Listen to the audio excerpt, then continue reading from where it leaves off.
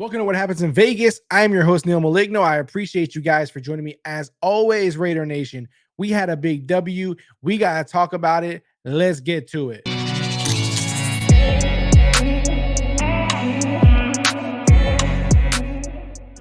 The Raiders had a really big win against the AFC West rival Chargers. It was an exciting win, a really good win, a strong win on all cylinders: offense, defense, special teams.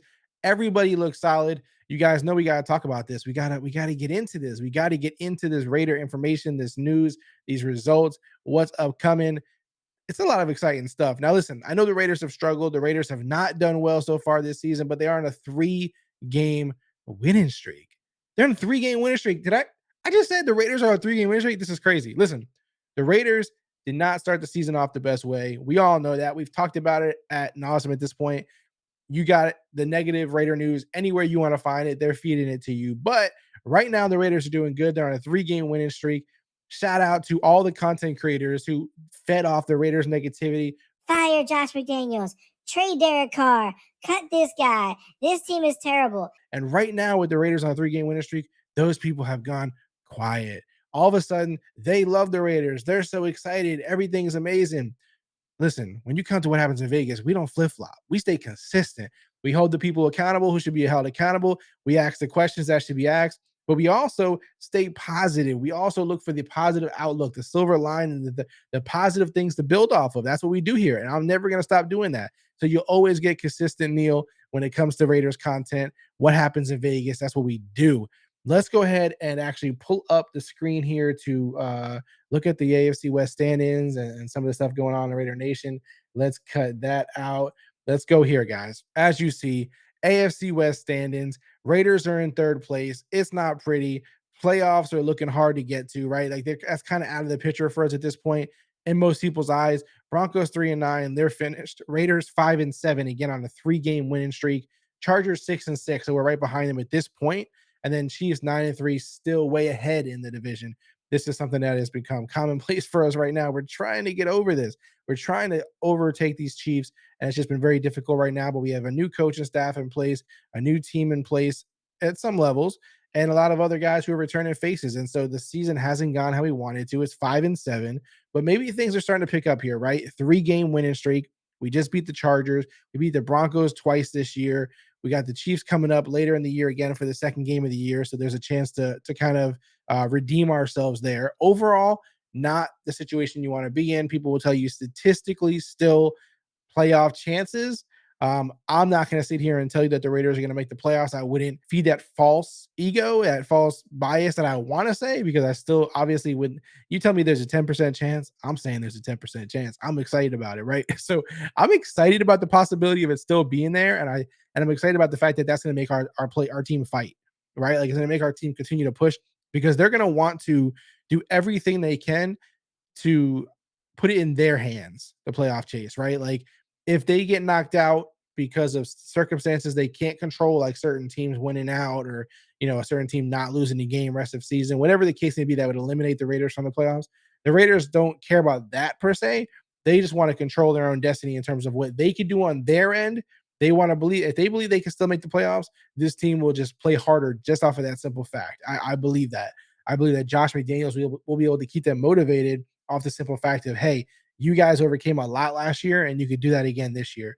You heard him say in the post game, we figured it out now, right? Like we know how to win. We know what this team needs to do. We know what we need to be bought in for.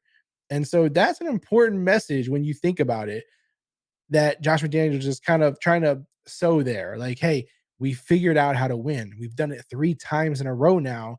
We got it. Now let's just keep doing this. Let's just keep building off of this. Let's just get healthier.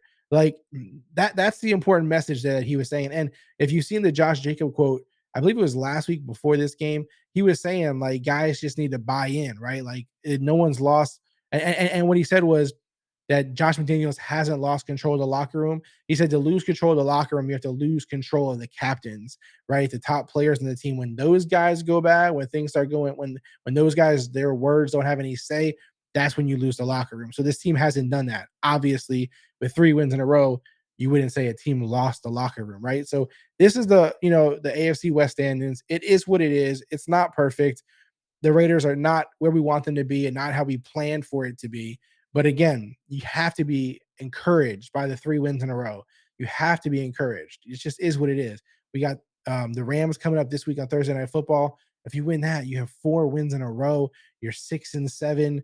Again, doesn't look great, but you're potentially gonna jump. You could jump into that second spot in the AFC West, which is a far, you know, place from where you were in that negative hole earlier in the year, which doesn't seem so long ago.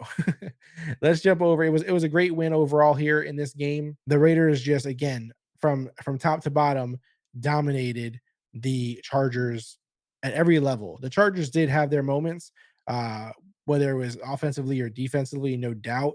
Like Derek Carr throwing an interception again for a touchdown. Is that like the thing that Derek Carr needs to do every game on the first drive or the second drive, throw an interception for a touchdown, and then the team will rally behind it? I don't know. Is that like the good luck charm at this point?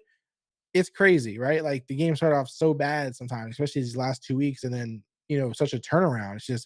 It's crazy. Just in general, actually, let me pull this up. All right, let's look at the game just really quickly. Look at some of the stats. Raiders win 27-20 over the Chargers. Again, big AFC West win for us. Derek Carr goes for 250, 2 touchdowns, 1 interception. The 1 interception was an interception for a touchdown. Happened like the first or second drive of the game. Terrible start as usual. We kind of come accustomed to that the last couple of weeks, but he picked it up. He fixed it. He didn't throw any other interceptions the rest of the game. He played a well-controlled game after that, made the big plays, the big passes when they had to be made. And so again, Derek Carr helps lead this team to another victory. Again, 3 in a row for the Raiders. Josh Jacobs, can we say enough about this guy? I don't think we can. Josh Jacobs, 26 carries. You love to see the amount of carries he's getting. 144 yards, 1 touchdown. He ate. Josh Jacobs ate like he's been eating all year. I put up a video the other day about Josh Jacobs' contract situation and went crazy. I can tell you that Raider fans are overwhelmingly in support of re-signing Josh Jacobs. It'll happen. We should be good. It should be fine. Hopefully, the front office sees it the way we see it. We have enough salary cap space. Everything should be good. There's no reason to necessarily panic. I know the 5th-year option thing sucked. They wanted to see how he played. He's been dealing with health issues every single season, it felt like. But even then, he was still productive, right? But they wanted to see how can he do for a full season. Clearly, he's earned a new contract. There's no question about it. There's no, is Josh Jacobs worthy of a new contract? Of course he is. He's already proved it just in this season so far, and the season's not even over. So you don't have to, question it or wonder, whether he's good enough, whether they're going to resign him. Everything's going to be fine. This team, in theory, can keep everybody they have and still resign Josh Jacobs. The question a lot of people have is, should they, right? Should they, keep paying for all these guys, Derek Carr, Darren Waller, Davante Adams, Hunter Renfrow, Josh Jacobs? Like, are they putting too much into the offense and not investing enough in the offensive line potentially or the defense potentially? That's a conversation for another day. Just in general, Josh Jacobs has earned a new contract. There's no question about it. There's nothing you could say, do, show me that makes me think that Josh Jacobs didn't earn a new contract already, and the season's not even over yet. So shout out to Josh Jacobs, crushing it. Again, just a little bit of dabble of other guys getting the ball here or there, but nothing significant in the rushing game.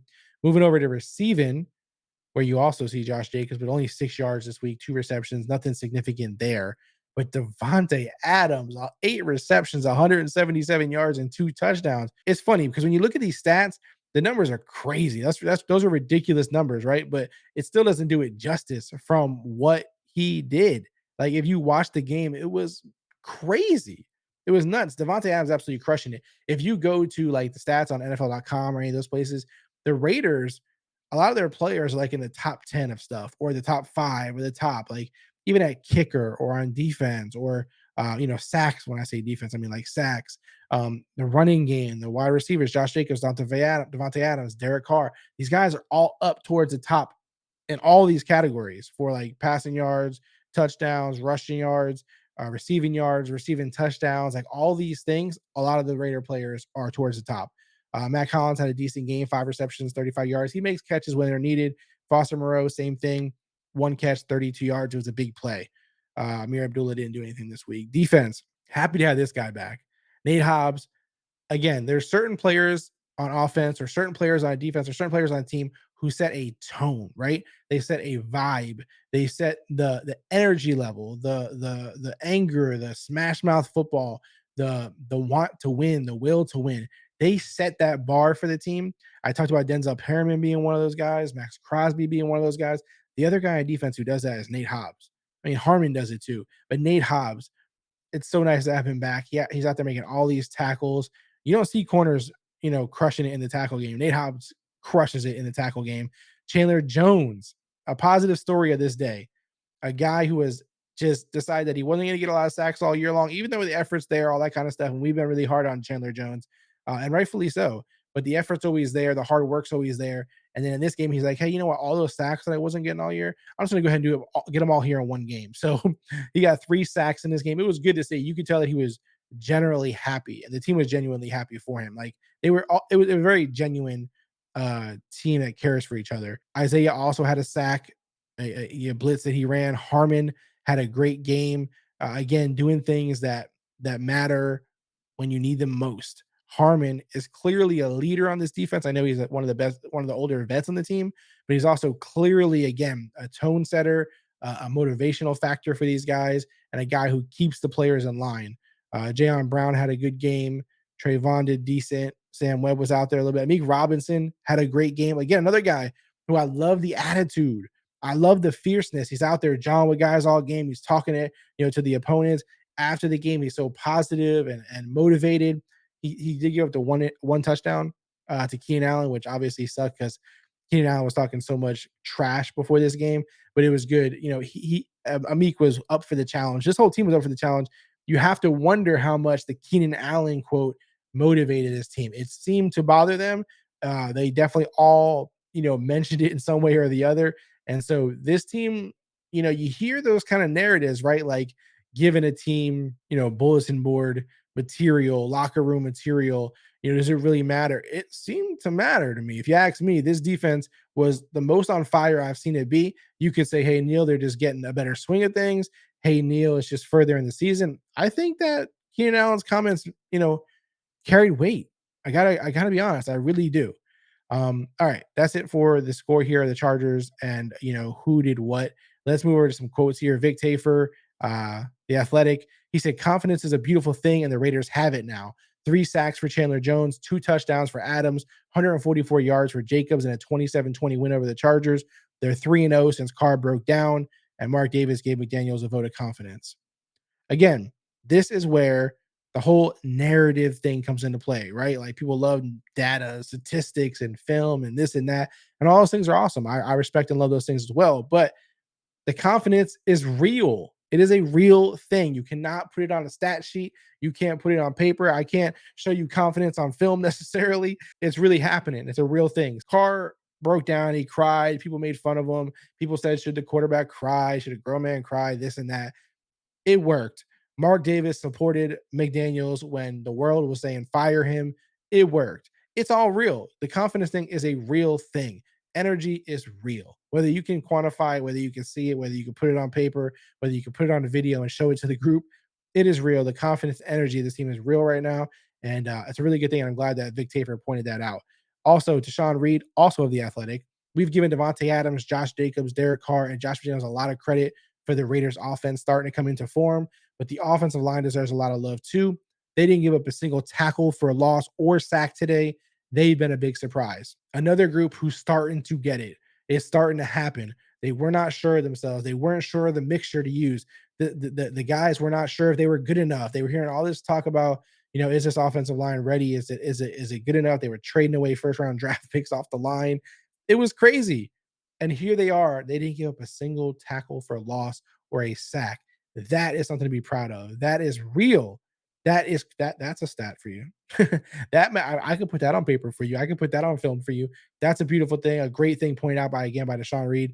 You got to acknowledge those guys up front. It's not just about the guys who score all the points. It's also about those guys up front who allow them to do so.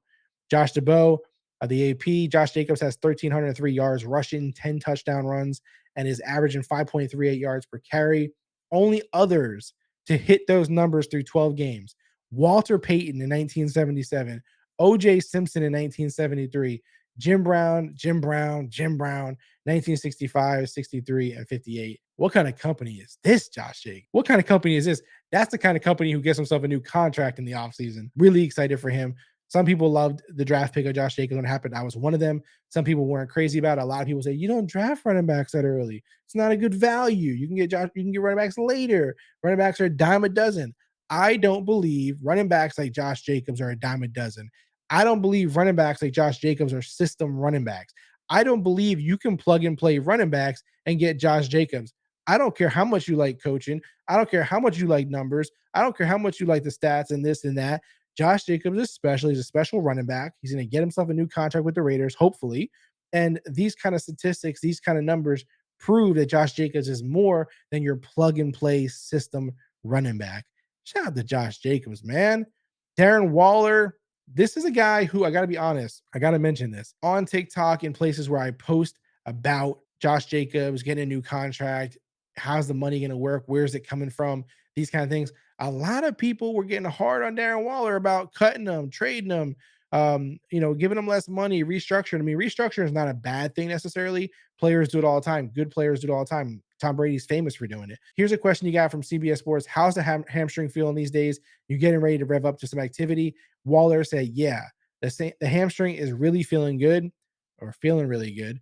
This Sunday coming up is my last game on IR. So Monday, I'll be back after it. And then we'll see what the plan is as far as me playing Thursday or wait until the following week since we won't have a full week of practice. But I'm feeling as close to 100% as I felt all year. Obviously, I don't know exactly what that means about how good he feels in terms of, are you like close to 100% or are you just saying like I'm 75%? Like, I don't know what you're saying there when you say I'm as close to 100% as I've been all year, but positive news. Again, him and Renfro, two guys that we're not sure what's going to happen. Are they going to activate them? Are they not? Divine is in the same situation. It's a short week. They're playing on Thursday. They're playing in a couple of days, depending on when you're watching this. So they may not activate them just because they feel like it's too short a notice. They can't really get a practices in. They can't do what they want them to do, typically coming off the injury, off the IR. So we'll see. I would love to see them activated. Honestly, it'd be great news. It'd be exciting news. It'd be very motivating and thrilling and exciting for this team. I think it'd be a real positive jolt to the team. Again, I understand if they wait though. It is what it is. You can't always just jump right back into things after being out for so long. So we'll see. Upcoming Raiders, Rams, Thursday night football. I'm excited about this. I'm excited. Thursday night football, we have a chance to go 4-0 in the last 4 games, 4-game winning streak. Rams are struggling a little bit. They've been having their ups and downs. They have not looked like the Super Bowl team that they, have been. So this is an opportunity for the Raiders to take advantage, coming off that hot game on all cylinders and just carrying it straight over into Thursday night football. It might not be a bad thing that the game is so quick, so soon after, Sunday. Might be a good thing. So Raiders, Rams, Thursday night football. The Raiders are winning. That's where I'm going with it. I ain't saying nothing else. I never do.